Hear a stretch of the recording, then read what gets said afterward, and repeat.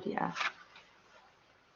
Okay, morning. Thank you for joining me so early on a Monday morning. All 127 of you. I suppose the other 220, no, 320 will be watching this recording later, I hope. Okay. Yeah, so we started this morning with a song from Disturbed, one of my favorites, and yeah, the nicest line in that song, in the chorus says, sometimes darkness will show you the light. And that is so true, because sometimes when you go through your darkest periods, like you guys are probably seeing some darkness ahead with the year test coming, that's when you grow, that's when you develop as a human being and as a person. So embrace that uncertainty and that embrace that darkness, because through that darkness you grow as a person. So yeah, so good luck with the week ahead, or the few weeks coming with all the year tests. But like I said, know that uncertainty and that stressfulness is actually what makes you grow. Okay, yes, so Mr. Armstrong, we are about 400 and something students. So that's how many we are.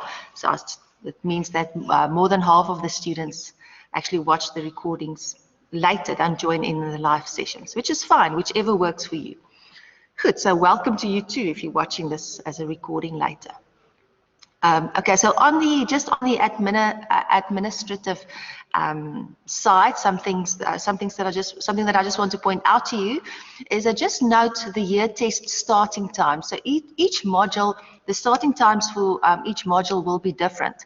So I can't remember ours now, but it's something like I can't remember what time it starts, but it doesn't. It starts a little bit before the half hour, so that you can finish on the hour. So we've given you a little bit extra time there at the beginning to download the question paper and get everything ready. So just note that every year test has a different starting time, every module. So please note those starting times. Okay, and write that down, put it in your diary. Good. Okay. So we are continuing today with IFRS. The admin session said 8:30.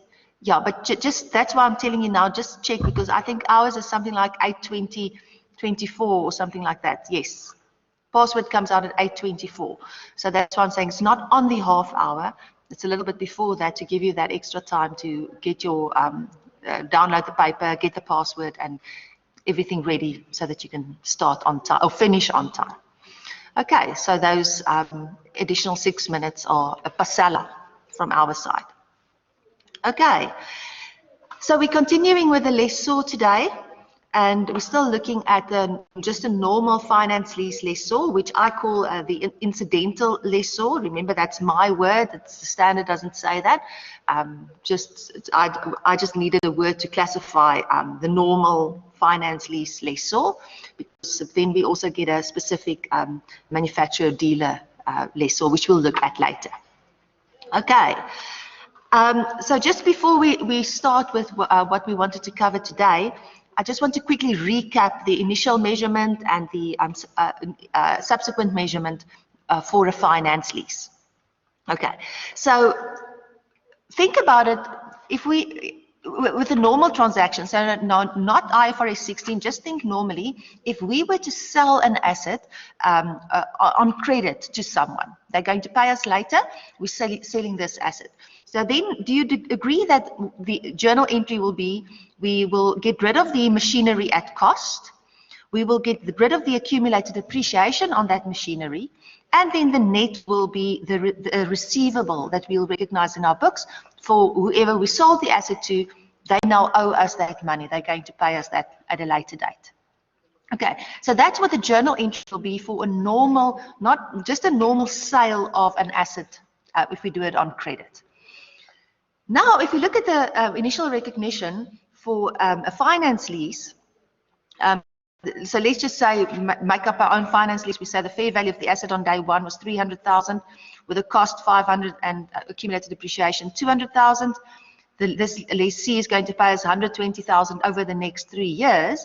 And if we now do the journal entry for that at initial recognition, then we see that the journal entry looks exactly the same. The only difference now is instead of having a single GL account for the receivable, we now actually split it over 2 accounts, where we have our gross investment in the lease as the lease payments multiplied by as many lease payments that we are going to get for this agreement, and then our total unearned finance income. So the net of these 2 amounts, or these 2 GL accounts, actually give us the same as the receivable that we would have recognized if we just sold the asset on credit as per normal. Okay, and then you'll see there that our gross investment in the lease from our amortization table is the total of all our payments, and our unearned finance income is the total of all our finance income over the lease period. Okay, so, and I'm sure, I just want to make sure and recap that you all understand how the amortization table works.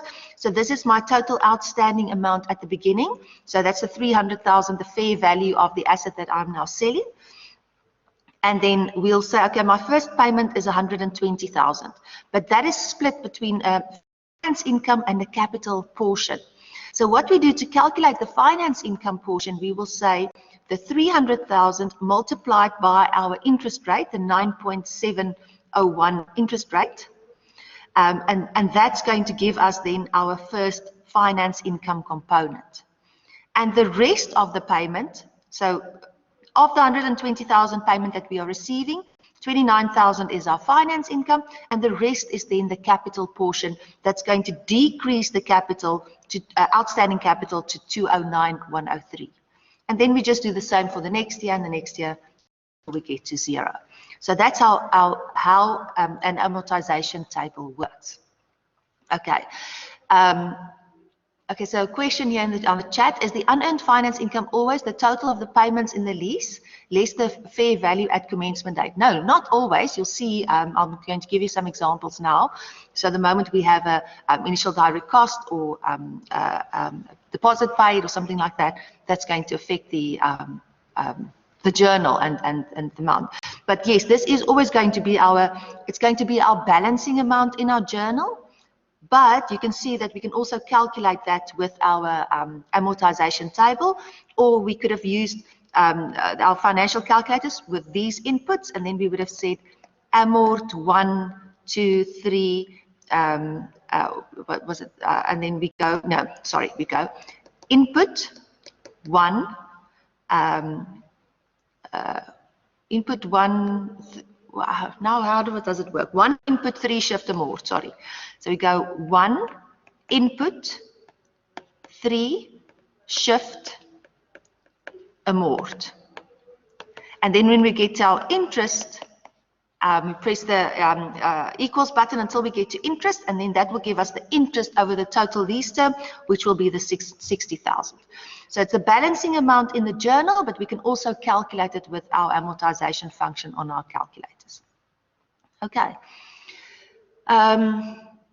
Good, and that's obviously now for the HP calculator. I'm not too sharp. I don't know what the buttons are for the sharp calculator, but by now you should know if you're using the sharp.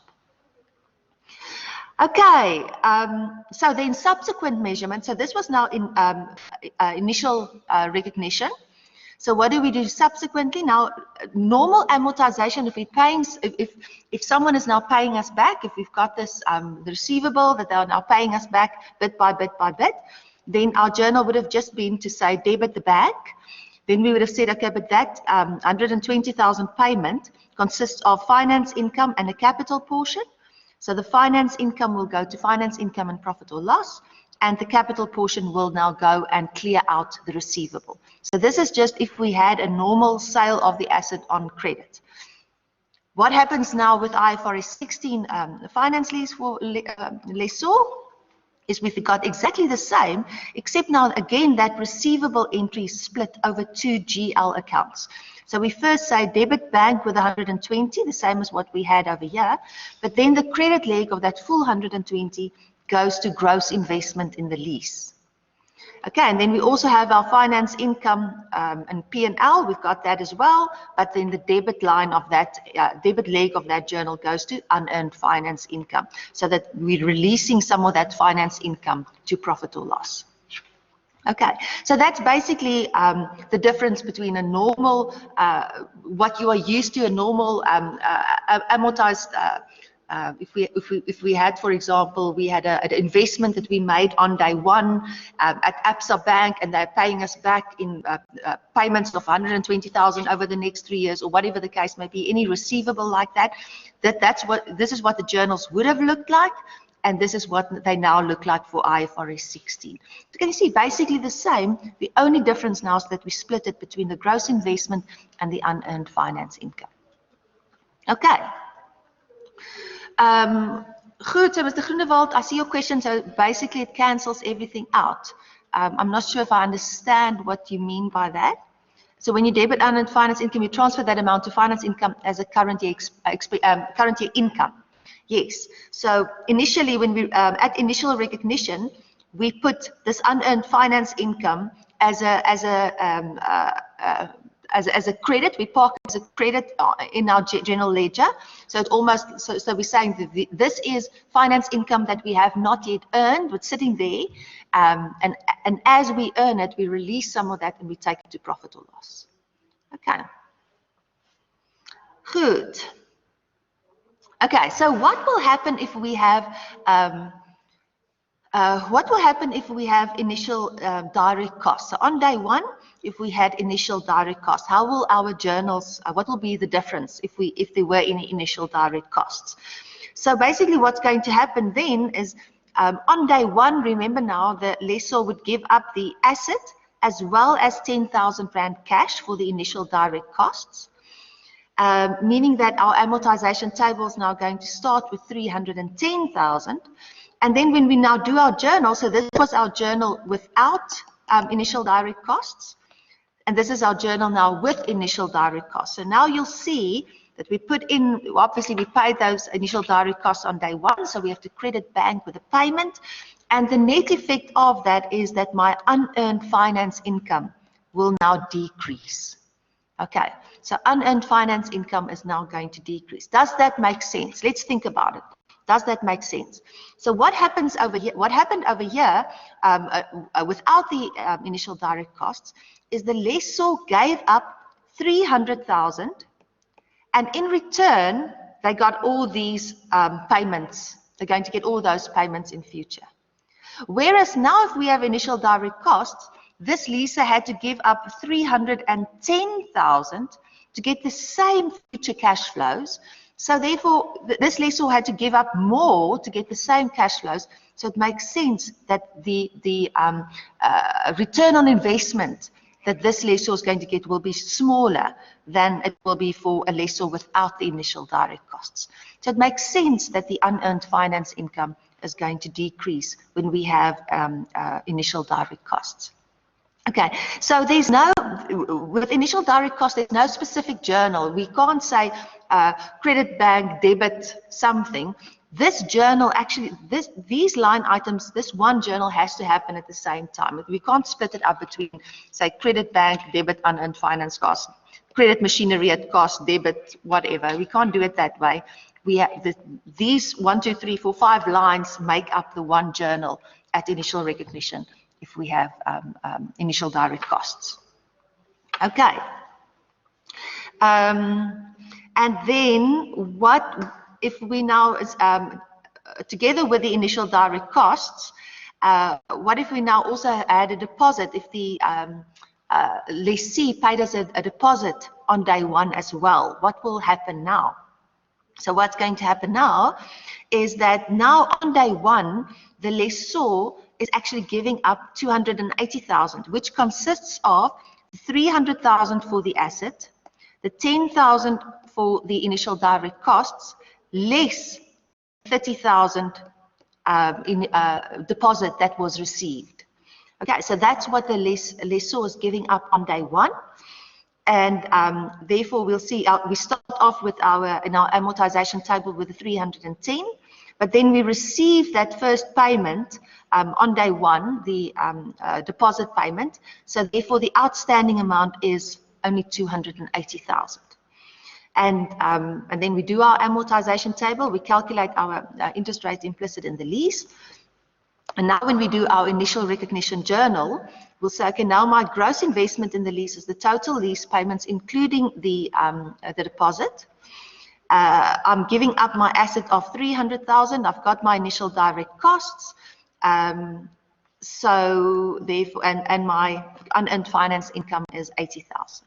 But now on the same day, the lessee pays the deposit.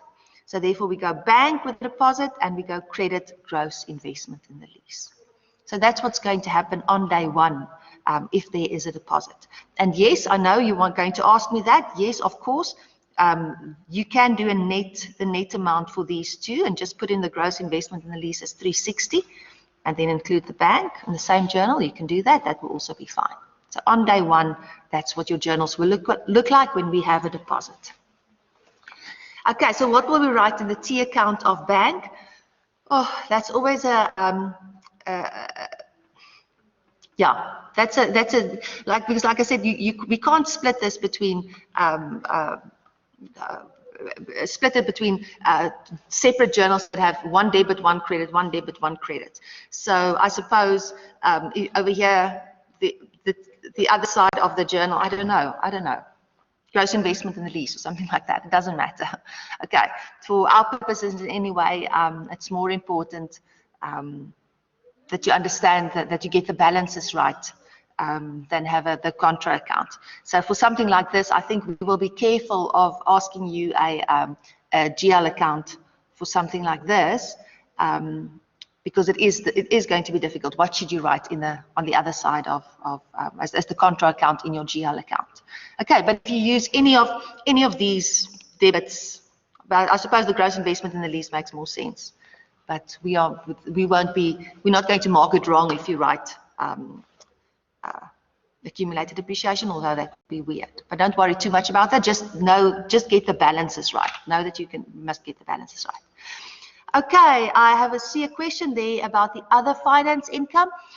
Yes, so when you get to your financial instruments, you'll see that I have to split, show finance income and other finance income separately. That will be explained to you in more detail by Dr. Badenhorst when you get to financial instruments. But yes, it's other finance income. Yeah, so just note that in the P&L, that will be other finance income. At this stage, we won't have finance income and other finance income, so everything will go into other finance income. Okay, so you basically take the deposit amount out of the gross investment in the lease, and why so? Because over here, can you see that here we have the total gross investment in the lease was 390,000, which included the deposit amount, the deposit as well as all the payments. So now when that deposit is paid, we take it out of the gross investment in the lease because now we've actually received that cash. So like with any, later on when we're getting the 120,000 lease payment, we're also going to take that out of the gross investment in the lease. But like I said, you're welcome to do a net journal, so to recognize the gross investment in the lease at the 360,000. So you could have recognized the gross investment in the lease at 360,000 and then just have the bank entry and not have this leg. You could have done that as well. Okay. Good.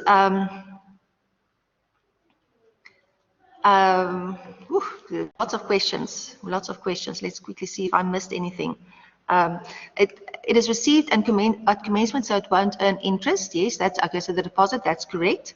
Can you please what amounts are included in the 390,000 gross investment in the lease? Okay, like I said, these are 390,000. It consists of the deposit that we are going to get plus the 3 lease payments of 120,000. So these are lease payments for over the 3 years. Maybe because you've received some of the benefits related to the lease, Mr. Armstrong, you're answering Mr. Mangali there, but I think I might have missed Mr. Mangali's question. So, again, I suppose you're answering his question about taking the deposit amount out of the gross investment in the lease. So, Ms. Mangali, I think I've answered you there.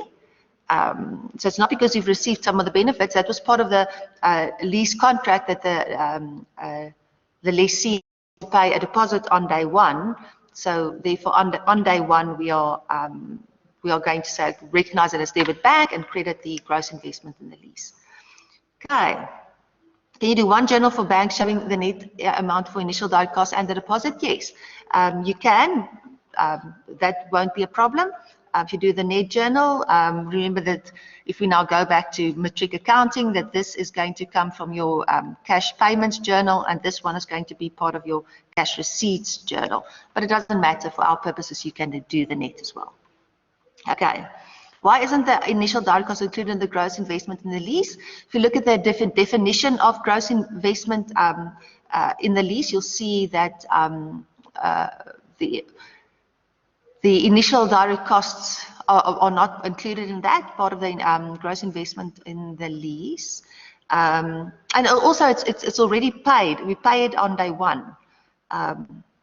So, yeah, can't be included. Now, I'm not sure about the definition.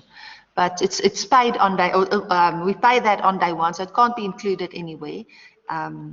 It's actually, no, you'll see that initial direct cost definitely not including gross investment lease. It's going to decrease the other leg, and the standard actually is a paragraph that explains it, and as well as in your notes, saying that the initial direct cost is going to just decrease your unearned finance income. Good. Is unearned finance income a liability or a negative asset? Let's call it a negative asset. It's not a liability. Like I said, it's like your accumulated depreciation or your allowance for expected credit losses. We have to look at, let me get another. So we have to look at this gross investment in the lease and the unearned finance income. These two accounts together make up the single line item in my SFP, net investment in the lease. So this is one asset. These two accounts together make up one asset. Good. So it seems like I have now answered all of your questions there. Okay, so that was just a quick recap of the initial recognition and the subsequent measurement. So now we can just quickly, carry on with the lessor for the finance lease. Okay, so we're quickly going to look at the disclosure. Now, I don't like lecturing on disclosure, because disclosure is something that you have to go and study that and study that off by heart and see that you understand what happens there. Although what I do suggest, you'll see in our notes, when we give you the example of the disclosure, we reference that to every disclosure paragraph so that you know where does this come from. So my suggestion to you is, when you study that disclosure, have your standard open in front of you as well, so that you can see, okay, this paragraph is disclosed this way, this paragraph is disclosed that way. That way, when you get to a test and you're not sure about the disclosure, and you look at the standard, the paragraphs, you have the standard with you, you can look at those paragraphs, then you'll remember, oh yes, I remember now that this paragraph was disclosed this way and this one was disclosed that way. So use that. Study your disclosure from your standard. It just makes the memorization a lot less. Okay. But basically, for a disclosure for a finance lease for lessor, is we have to disclose, first of all the income and expenses related to the leases. So that will be your finance income and your income from variable lease payments. So if we have variable lease payments that are not linked to a rate or an index, those variable lease payments must be an income for the lessor. So that has to be disclosed as part of this note, income and expenses related to leases. Now, this information could also be disclosed in your, wrong pen, sorry. Could also be disclosed in your profit before tax note. And if that is the case, then we'll just, in our lease agreement in which the company is a lessor note, we'll just say, we'll put a reference here, refer to profit before tax note. Okay, but otherwise, if I ask you for the disclosure for the lease agreement in which the company is the lessor, then you have to disclose the information over here. If I ask you for a profit before tax note, then you have to disclose this information in your profit before tax note. Good. Okay, next what we also have to disclose is a reconciliation of the opening and closing balance of the net investment in the lease. So there we start with our opening balance of our net investment. We'll say which new finance leases that we enter into during the year. The net investment in the lease will decrease with the lease payments that we received and any the capital portion of the lease payments that we received. Also, if there were any changes in the unguaranteed residual value, remember we only account for that if the unguaranteed residual value decreased. So that will decrease our net investment in the lease. And then we also might have an issue where we have a situation where my lease year and my financial year does not agree. If we have different, if the year ends do not agree, then what's going to happen is at year end, at my financial year end, I'm going to have to accrue for a portion of the interest that I'm only going to receive in my next lease payment, which will be in the next financial year. And if that is the case, then this amount is also going to affect my net investment in the lease. So, we'll look at an example just now. So if we have finance income earned but not yet received, so that's finance income that we have earned but not yet received, then that will increase our net investment in the lease. And then we will also might have finance income received but only earned in the next year, which we will then deduct. But we are going to look at an example of that just now. So just know that the moment we have a situation where my financial year and my lease years are different, then there's additional disclosure that needs to happen in order for us to get to our closing balance. Okay. Operating lease, disclosure of operating leases differ, yes, but we'll do that when we get to operating leases. Okay, and lastly, what we also have to disclose for lease agreements in which the company is the lessor with regards to a finance lease is we have to do a maturity analysis of the net investment in finance leases. So basically what we're doing in this part of the note is we are just telling the users that over the next few years, these are the lease payments that we are expecting. So that will be the undiscounted lease payments. So we're just telling them the cash that we are expecting in future from lease agreements are as follows. And we give that to them for year 1, year 2, year 3, year 4, and year 5. And then we say, okay, after year 5, that's the total that we are expecting to receive. Okay. So it's the undiscounted lease payments that we are expecting to receive, and then less the total unearned finance income. And then if we have an unguaranteed residual value, then we have to disclose that in this note as well, so that we get to the closing balance of my net investment in the lease. So this balance over here will agree to my closing balance in my recon over there. Okay, but we'll look at an example of that disclosure just now. Good. And here we go. That's in example 13. So let's quickly look at example 13 in your notes for the disclosure of a finance lease. Can the time bands differ? Yes, they can. So, and most probably in practice, they are going to differ.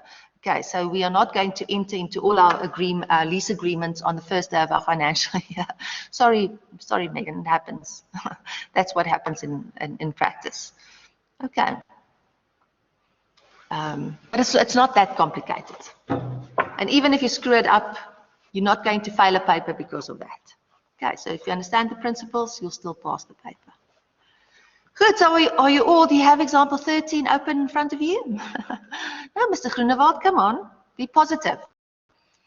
Okay, so in example 13, example 13 uses the same information that we used for, same lease agreement that we used for all our examples last week, Thursday. So just to refresh your memory, we have had an asset that with a fair value of 300,000 on day 1. There was initial direct cost of 1,500, and then there was a final payment. So this 15,000 over here is a final payment, a balloon payment that had to be paid at the end of the lease term together with the last lease payment. Okay. And let's see. Yeah, so now the trick in this question, the problem that we have in this example, now I can't remember the year end specifically. Oh, let me do it over here. So what happens here is this was our financial year end, but our lease year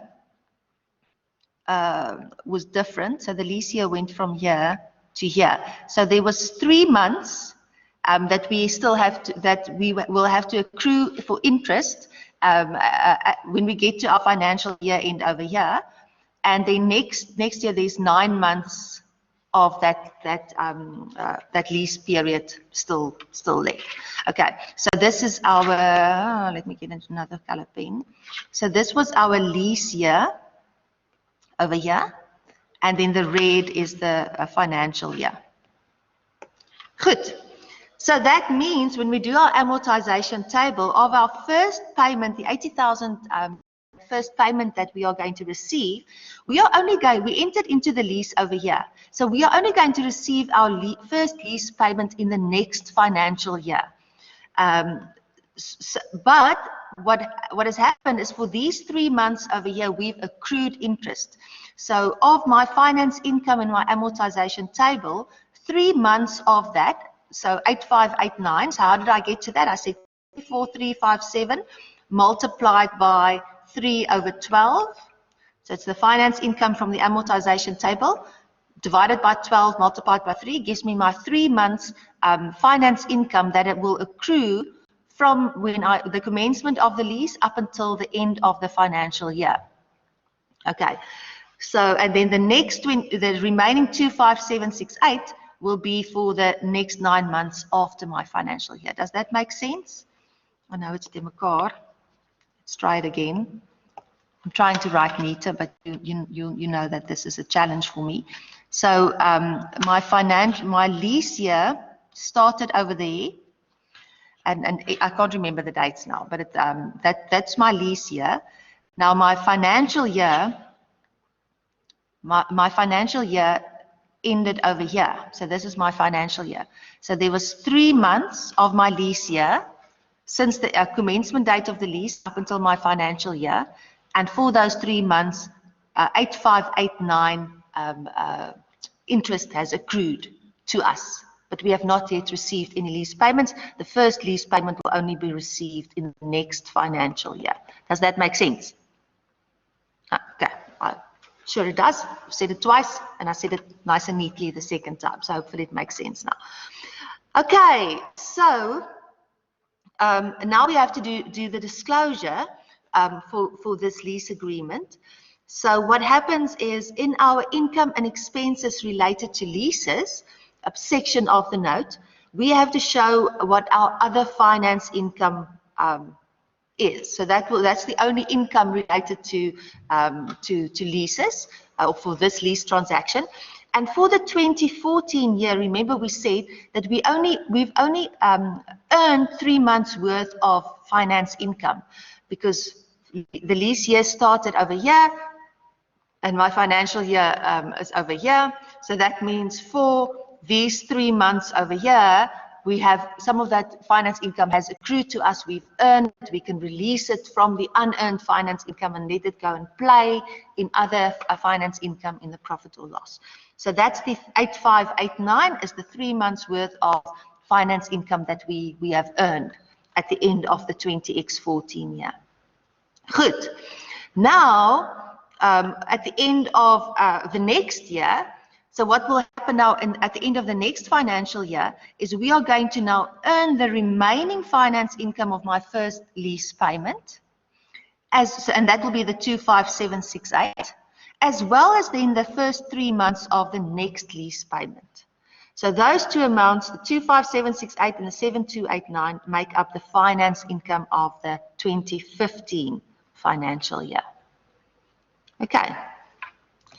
So basically what happened over here, it was 3 months of lease, the finance income from lease payment 1. And then in the next financial year, it will be 9 months from lease payment 1, the finance income of lease payment 1, plus then, there must be a 1, plus then 3 months of the finance income of lease payment 2. Okay, so can you see that? Okay, so nothing weird, nothing strange here. If our financial year and our lease year would have been exactly the same, then we would have had the 34357 over here. 34357 over here would have been my finance income here, and the 29156 would have been my finance income over here. But now, because these financial years and the lease years are different, now I have to split that 35357 between the 3 months and the 9 months, and the same with the next finance income. And every year I'm going to have to split that so that I can show, okay, what is the finance income that is accrued for this financial year, and which is just the first financial would have just been 3 months of the first lease payment, and in the next financial year it will be the 9 months over here plus then the 3 months of my lease payment. Okay, good. In our notes they said they will stipulate the time bands. Oh, okay, I hear what you're saying. Now I understand your question, Ms. Swanepoel. The time bands for disclosure, sorry, I thought you meant the lease year versus the financial reporting year. Okay, the time bands for the disclosure of the undiscounted cash flows, yes, we will tell you what the time bands will be in a question. Okay, so don't have to worry about that, don't have to memorize that. We'll tell you that this is this is how this lessor discloses this is the time bands that this lessor uses. So we'll give you that. Thank you, Boitumelo, for picking that up. Good. So then next section of our note is now the reconciliation of the net investment in the lease. So here, here we're going to start with our opening balance of our net investment, and we have to recon to just show everything that happened during the year with our net investment in the lease to get to our closing balance. So this closing balance over here and over here will consist of my gross investment in the lease less my unearned finance income at year end. So that is my net investment in the lease. Okay, so that's the amount that we are now reconciling to. Good. Okay, so let's see. In 20X14, we entered into a new lease, so the new finance lease that we entered into, our opening balance was 0, and we entered into this new lease for 301,500. So that would have been my my net investment in the lease. So that will also be the difference between my gross investment in the lease and my unearned finance income on day one. Okay. And then what happened during this first financial year, remember now we have the situation where our lease year and our financial year differ. Okay, so for my first financial year, for my 20X14 financial year, the only thing that would have happened for my net investment in the lease would be that I have accrued some interest here. Since the commencement date of the lease up until the financial year end, we've accrued some interest. And that would be the 8589 interest that we have accrued for those 3 months. Okay, and the journal for that, remember, we'll say, okay, credit other finance income, and we'll say debit unearned finance income. So we've released some of that finance income to the profit or loss. Okay, so this first 3 months of my first finance income portion of my payment. Okay, now what happens, so this is then my closing balance. So we start with that in the next financial year, the 310,089. And then we receive our first lease payment. So over here, we receive our first lease payment in the 2015 financial year. So this is now 2015. So there's our lease payment that we are receiving, and the capital portion of that lease payment was 45643. So that's going to decrease our net investment in the lease, the capital portion. But now, included in that, in this opening balance was the 8589 that we almost accrued for last year, that we released because we've earned it. So we have to take that out again, because that relates to the prior financial year, and then we have to add a new portion of the months for the next lease year that's now that we've now accrued for. Okay, so in the next financial year, the next 3 months of the next lease payment that we have that has accrued to us. And that brings us then to our balance at the end of the year. Okay. Good. Okay, so basically what you need to know is you need to know that, so if you were to prepare this note now in a test or an exam, then obviously when to get your closing balance, that will be easy because you're just going to look at your journals and the lease transaction and your totals here from your amortization table, and it will be easy for you to calculate what your closing balances should be. If you got your closing balance, then you know you can get your opening balances as well. And then you basically just have to look at, okay, what has happened during this financial year? We have received a lease payment. So that lease payment that we have received, part of that will be the capital portion that would have decreased my net investment in the lease. I also had to accrue for the 7289, the additional 3 months finance income that I have earned. Okay, I'm still not balancing. Why am I not balancing? Oh yes, now I remember this 8589, which was included in my first lease payment. I still have to take that out to get to balance to my net investment in the lease. Okay. Because remember, this 45643 is made up of my 80,000 total payment less the 34357. Okay, that's what this first lease payment 80,000 is made up of to get to the 45643. So here we are decreasing the net investment with 34357, but we've actually already earned some of that. So we have to take that out again. So because we are minusing this, we are actually increasing here with a 34357. And then we have to take it out because we've already included that. And then we just accrue for the next 3 months. Okay, Ms. van Biljon has a very popular question, it seems. What about the rest of the 9 months interest? Okay, so let me see if I understand your question correctly. So here we have our financial year, 2014 and 2015. And here we have our lease year. Okay.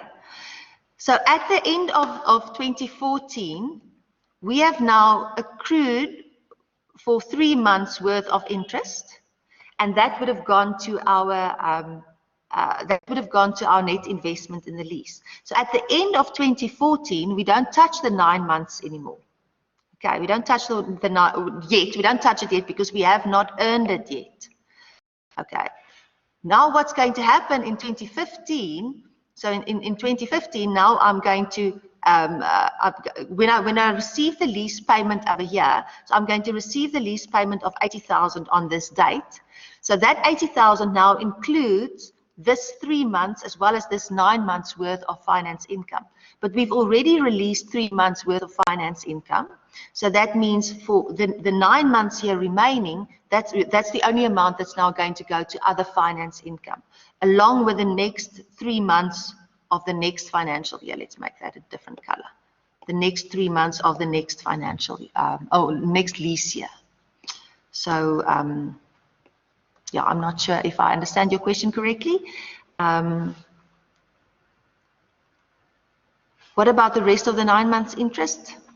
I'm not sure I understand what you mean with what about the 9 months. I think it's because the 9 months coincide or include in period, only 3 months causes the difference. Because the financial year, yes, because this, when we receive the lease payment over here, then that will include the 9 months interest. So we don't have to accrue for that. That's going to be that's already going to be part of my lease payment that I've received. So then we recognize that additional 9 months. Okay. Why it isn't in the note? Okay, why it isn't in the note? It is in the note because remember that we are now looking at the net investment in the finance lease. So that is only the capital portion. So that's why the 9 months, for that 9 months, the lease year and the financial year, those 9 months happened in both the financial year and the lease year. So therefore, it was an income for that month. It will not affect my balance of my net investment in the lease. The only amount that's going to affect my balance will be this weird 3 months where I have not yet received the lease payments. So for the 9 months over here, you'll see that that's the lease year and the financial year. That's the same 9 months, no problem there. It's just this weird 3 months now that we have to account for in our, because those 3 months are going to affect my balance of my net investment in the lease. Normally, my finance income does not affect my balance of my net investment in the lease at all. Okay, but now because my lease year and my financial year do not agree, those 9 months or those 3 months is going to affect that balance. Okay. So for the 9 months interest portion, doesn't affect reconciliation. It's just the portion of the lease payment that also coincides with the reporting period. Yes, okay, cool. Mr. Armstrong has answered that, and Ms. van Viljoen also agree with that now. Okay, so that's the net investment in the finance lease section of the note, which is a little bit tricky the moment my financial year and my lease year differs, but it's not really that tricky. You just have to remember that we have to accrue for this additional 3 months. The additional 3 months we have to accrue for that, and because we've accrued for the 3 months of the prior year, but it's included in our repayments of the current year, we have to just deduct that again in the current year. Okay, and then the last portion of this note is the maturity analysis. And yes, Megan, like you said, they're going to give us the bands in which we have to disclose that. So here we have to disclose it. We've disclosed it for 2016, 17, 18, and 19, and 20. So for the 5 years, and then the total after 20x20. So for years 1, 2, 3, 4, and 5, and then after 5. That's what we are disclosing. And like you can see here, it's the gross amounts that we are going to get, the undiscounted lease payments that we are going to get. So so this is now for 2015. So over here, we're going to still get 1, 2, 3, 80,000 payments, and then the last payment will be the 95,000 payment that we have over here. Okay. And when we do it for 2014, then obviously this payment is also going to be included. Okay, so nothing weird there, except for the fact that we have to balance to our net investment in the lease. We have to get from our undiscounted lease payments, the pure cash flows, we have to get to our net investment in the lease, which means to do that, we still have to deduct our unearned finance income. So the unearned finance income on this date to get to my net investment in the lease. Okay, so for 2014, the unearned finance income is going to be all the finance income amounts for the last 4 payments, and then for the first payment, remember we've already earned 8589, so only the 2568 is going to be included in our unearned finance income at the end of 20x14. So this 104,911 over here is made up of the finance income for these payments, for the payments 2, 3, 4, 5, and then what 2, 3, 4, 5, and then the 15,000, yes, as well as then the 25768 portion of the 34357 that we have not yet earned. So that will be my unearned finance income at the end of the year. Okay, Mr. Schrempel, I completely understand the need for you to get that answer to the BEL year test 1 if you want to know that, but I don't think it's the right place and time now to ask those kinds of questions on the chat while we are busy with our lecture. So you're welcome to do that on the WhatsApp group, or otherwise send an email to the BEL department, but I don't think this is the right time to do that now and get everyone's attention off from my lecture. Good.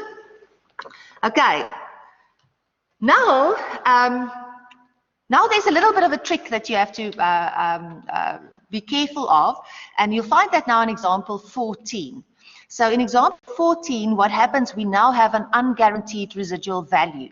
So, so now you'll see that now the disclosure is a little bit different. And let me just warn you, example 14 it shows the disclosure. It's a very nice disclosure question to actually ask, because it tests a lot of your finance lease lessor calculations. So, so note now what happens in example 14. So what we had now in example 13 was we had this 15,000 over here. The 15,000 that we have over here was a final balloon payment. Okay, so that's why it was included in my undiscounted lease payments of 335,000 rand. What happens in example 14 is we now change the information in the question. We say, okay, instead of it being a balloon payment, what would happen if we now change it and we say that this is our unguaranteed residual value? So if the 15,000 was an unguaranteed residual value, how would that change the disclosure? Because remember, unguaranteed residual value is not part of lease payments. Okay, so therefore, if that happens, then that 15,000 cannot be part of this total for undiscounted lease payments over here. So how will the disclosure, what will happen to the disclosure? Okay, so let's see. So in example 14, we now take that 15,000 out of here. So example 13, it was included as a lease payment because it was a balloon payment. However, now for example 14, it is in the unguaranteed residual value. So now we still have to get to the same closing balance of 263,146.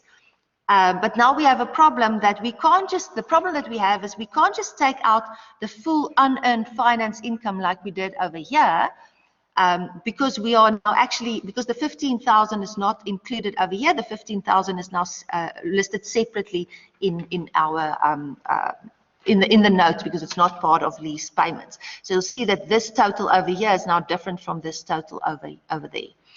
So basically, what we have to do is we'll take our financial calculators using our interest rate implicit in the lease, and we'll calculate what the present value of that 15,000 is. So the 15,000 will now be a future value, and our payments will be zero.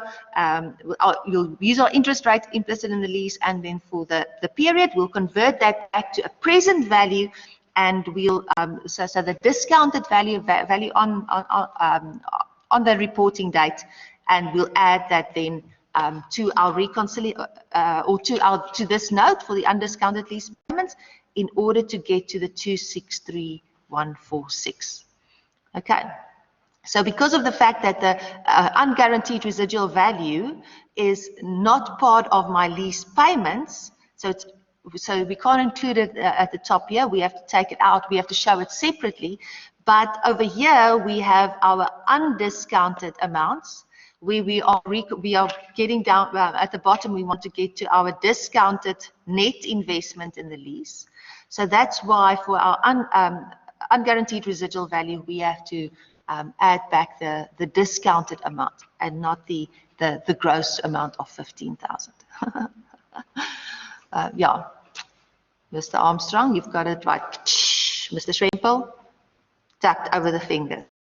But that's fine. Like I said, I completely understand the need to ask an unrelated question. Okay, but there I'm getting a bit sidetracked myself.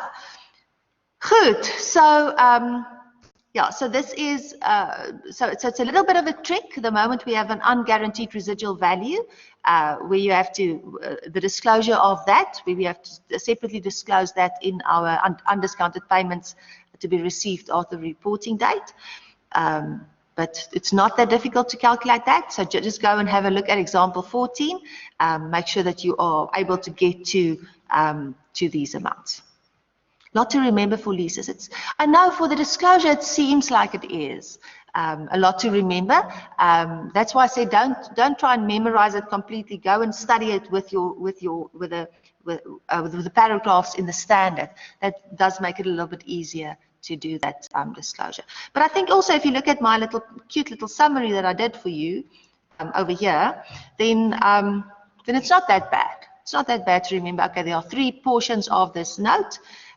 First is income expenses, then we have to do a reconciliation of net investment, and then it's just the gross investment. But remember, this the third one, the gross investment in the maturity analysis of the net investment in the lease has to also balance to my net investment in the lease.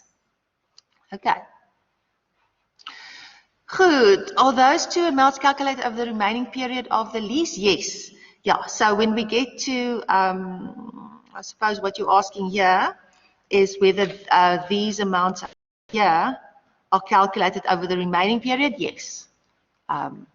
That's what you're going to do, and it's not that complicated. In this example, it's a little bit more tricky because my financial year and my lease years do not agree. But basically, all you are doing normally, we want to calculate our present value, and normally we've got our payments, and we've got our future value, and we've got our interest rate implicit in the lease, and then obviously our period. So now all that we do now to calculate this unearned finance income over here is we say, okay, I just want to calculate the unearned finance income for my payments. So then we make our future value 0. And then when we do it, when we want to calculate what our discounted unguaranteed residual value is, we say, okay, now we just want to calculate the future values or present value. So therefore now we make our payments 0. We calculate that, and we obviously change the end to the remaining period. Okay. So that's basically all we're doing. We're just taking that present value calc and breaking it out between for the lease payments, what is the unearned finance income specifically related to these lease payments over here? And then we're saying, okay, and what is the present value of my unguaranteed residual value? So just go and have a look there at example 14. Make sure you can get to those amounts. Okay, and now we get to the tax for finance leases, but let's just stop there maybe for a second. Let's just stop there, take a breath, and see if there are any questions or any issues. And maybe what I'll do, I'm also going to just quickly stop the recording and play it again to make the recordings a little bit shorter to download for the other 2/3 of the class who are watching it later.